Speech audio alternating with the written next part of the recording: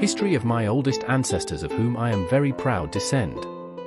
June 3rd, 545, dies, Saint Clotilde of Burgundy, my 40th grandmother, 32 times my grandmother, Princess of Burgundy, Queen Consort of the Franks, wife of Clovis, my 40th grandfather, 32 times my grandfather, first king of the Franks, considered the founder of France and the Merovingian dynasty. Saint Clotilde of Burgundy, Princess of Burgundy, Queen Consort of the Franks, born in 470 and died on June 3, 545, was the daughter of Chilperic II, king of the Burgundians, and Agrippina. She is the paternal granddaughter of Gundioch, king of Burgundians, and paternal great-granddaughter of Gundikar, king of Burgundians, and Helena. Saint Clotilde of Burgundy, also known as Rotilda, was queen of the Franks, as the second wife of Clovis. She was Princess of Burgundy because she was the daughter of Chilperic II, king of Burgundy. She was responsible for her husband's conversion to Catholicism. History. Clotilde was educated religiously by her mother, Agrippina, who, according to Sidonio Apollinario and Fortunato de Poitiers, was an extraordinary woman. After Chilperic's death, Agrippina appears to have taken up residence in Geneva, where her sister, Sedaluba, founded the Church of St. Victor and became a nun. It was shortly after Chilperic's death that Clovis asked for and obtained Clotilde's hand. Legend. From the 6th century onwards, the marriage of Clovis and Clotilde became the subject of epic narratives, in which the real facts were altered, and the various versions found are among the works of different Frankish chroniclers, such as Gregory of Tours, Fredegar, and the Liber Historiae. These narratives have the characteristic common to all the nuptial poems of early epic poetry found among many Germanic peoples. Here it will be enough to summarize the legends and add a brief account of the historical facts.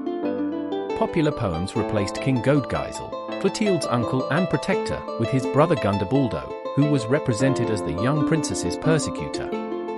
Gundebaldo allegedly murders Chilperico, throws his wife into a well with a stone tied to her neck, and exiles his 2 daughters.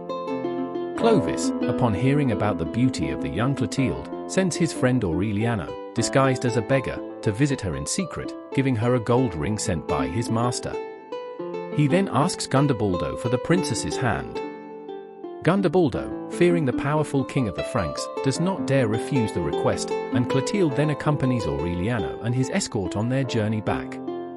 Shortly after the princess's departure, Aridio, Gundebaldo's devoted advisor, returned and advised Gundebaldo to repent. Troops were sent to bring Clotilde back, but it was too late. She was already on Frankish soil.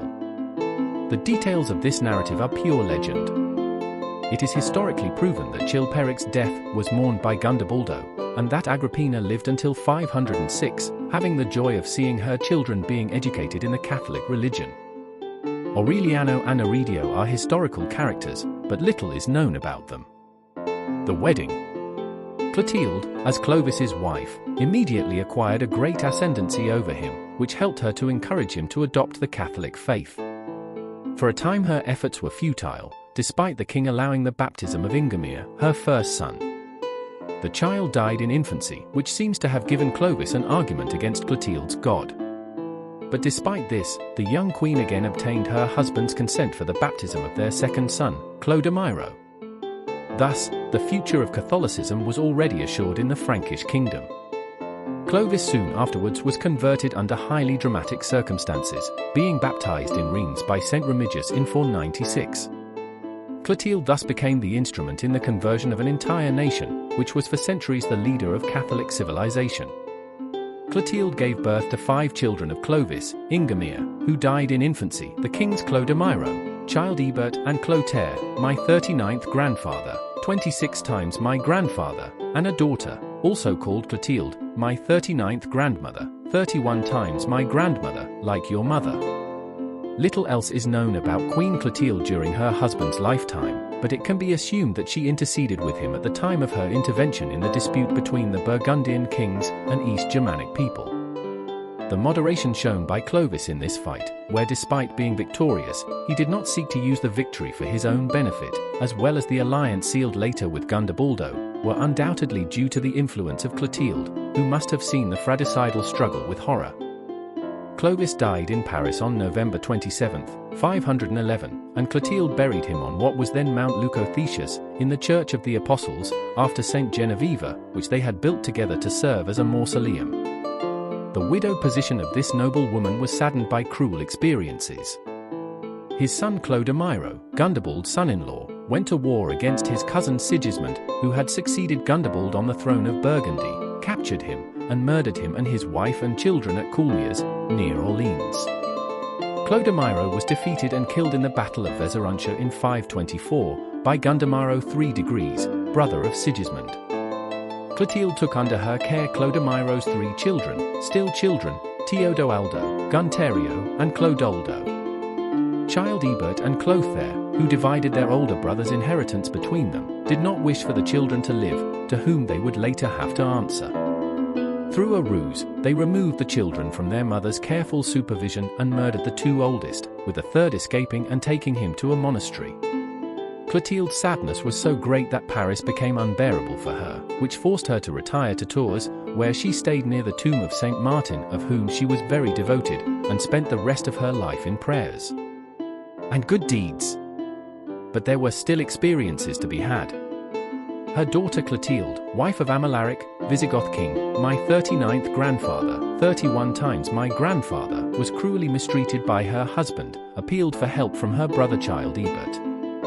He went to rescue her and defeated Amalarico in battle, in which Amalarico was killed.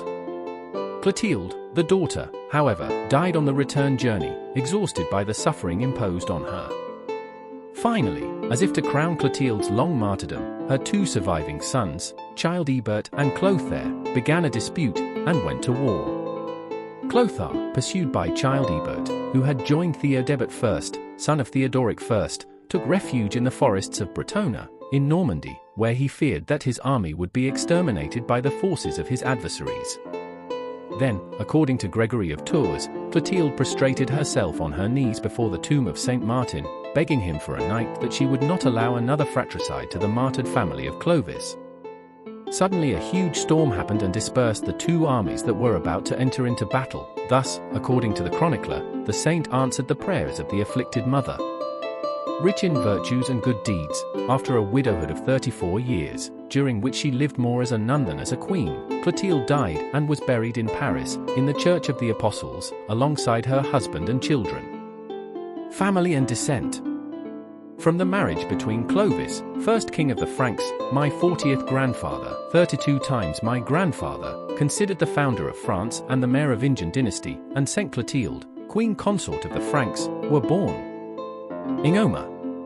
Clothaire first, king of the Franks, my 39th grandfather, 26 times my grandfather, married Gunthuca, then married Ingund, my 39th grandmother, 26 times my grandmother, then married Saint Radegund of Poitiers, then married Arnegunda, and finally married Chancina.